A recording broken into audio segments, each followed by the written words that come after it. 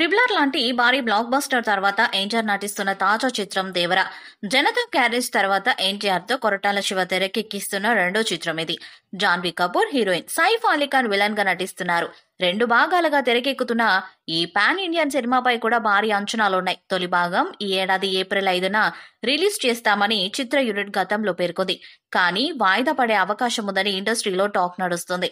ఇదిలా ఉంటే ఈ సినిమా థియేట్రికల్ బిజినెస్ మాత్రం అప్పుడే మొదలైంది. తాజాగా ఓవర్సీస్ డీల్ పూర్తయినట్లు సమాచారం. 27 కోట్లకు ఓవర్సీస్ రైట్స్ అమ్ముడుపోయినట్లు తెలుస్తుంది. ఎన్టీఆర్ కొరటాల కాంబినేషన్ సినిమాగా చూసుకుంటే ఇది పెద్ద డీల్ అని చెప్పొచ్చు.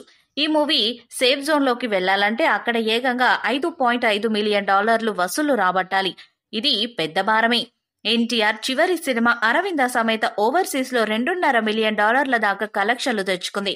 థ్రిల్లర్ తర్వాత ఎన్టీఆర్ ఇమేజ్ పెరిగినప్పటికీ $5.5 మిలియన్ కలెక్షన్స్ అంటే చాలా కష్టమే. అయితే సినిమాకు సూపర్ హిట్ టాక్ వస్తే మాత్రం టార్గెట్ రీచ్ కావటం పెద్ద కష్టమేమీ కాదని సినీ పండితులు అంటున్నారు.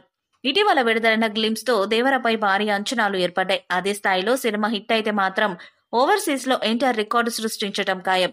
ఈ చిత్రం ఇప్పుడు దాదాపు ఫినిషింగ్ స్టేజ్ లోకి రాగా ఈ సినిమా రిలీజ్ విషయంలో గత కొన్ని రోజుల నుంచి అయితే ఒక ఊహించని టాక్ వైరల్ గా మారింది.